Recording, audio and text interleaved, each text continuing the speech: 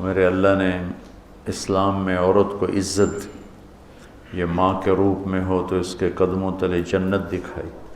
یہ بیوی کے روپ میں ہو تو اللہ نے فرمایا اعلیٰ درجے کا مسلمان وہ ہے جو بیوی سے اچھا سلوک کرتا ہو، یہ بیٹی کے روپ میں ہو تو ایک بیٹی کی شادی کر دے تو جنت میں نبی کے ساتھ ایسے ہو جائے۔ اس طرح میرے نبی نے یوں اشارہ کر کے دیکھا۔ یہ بہن کے روپ میں ہو تو بہنوں کو پروان چڑھا دے، بیٹیاں نہ ہوں، اور بہنوں کو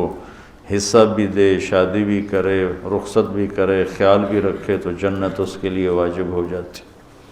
پہلی بیٹی پیدا ہو، پہلا بیٹا پیدا ہو، ہم خوشی مناتے ہیں، دیگیں چڑھاتے ہیں، بکرے ذبح کرتے ہیں، آسمان سے کچھ بھی نہیں ہوتا۔ اگر پہلی بیٹی پیدا ہو اور خامند بھی خوشی منائے اور بیوی بھی، یہ شرط ہے، تو آسمان سے ایک فرشتہ اترتا ہے جس کے سبز زمرد کے پر ہوتے ہیں، وہ اس بچی پر، اس ماں پر ایسے پر بچھا دیتا ہے اور کہتا ہے کہ تو بھی کمزور ہے، جس کو تو نے جنا ہے وہ بھی کمزور ہے،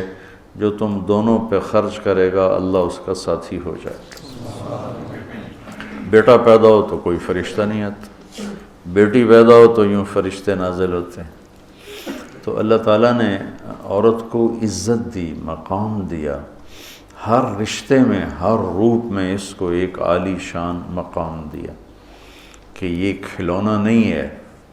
یہ تمہاری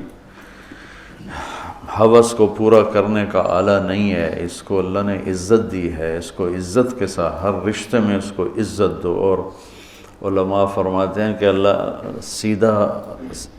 دائیں طرف زیادہ افضل ہے بائیں سے، لیکن اللہ تعالیٰ نے اماں حوا کو بائیں طرف سے پیدا کیا، آدم علیہ السلام کی بائیں پسلی سے نکالا، تو بائیں طرف دل ہوتا ہے، سیدھی طرف دل نہیں ہوتا، دل الٹی طرف ہوتا ہے۔ تو اس میں ایک پیغام دیا کہ عورت کسی بھی رشتے میں ہو اس کی جگہ دل کے قریب ہونی چاہیے۔ یہ اس طرف سے پیدا کرنے میں یہ پیغام ہے کہ عورت کسی بھی روپ میں ہو وہ دل کے قریب ہونی چاہیے۔ تو چونکہ دین سیکھا نہیں تو کچھ عیاشی میں پڑھ کے کھلونا بنا لیتے ہیں، کچھ اپنی معاشرت میں آ کر مارنا، پیٹنا، گالیاں دینا، ماں نے شکایت لگائی تو مارنا شروع کر دیا، کسی بہن نے شکایت لگائی تو مارنا شروع کر دیا، باپ نے شکایت لگائی تو بے عزت کرنا شروع کر دیا۔ یہ میرے ماحول کی چیز ہے، اور اللہ تعالیٰ نے یہاں یعنی شہوت غلط لفظ نہیں ہے، خواہشات کو کہتے ہیں، خواہشات کی محبت ہر انسان کے دل میں ہے۔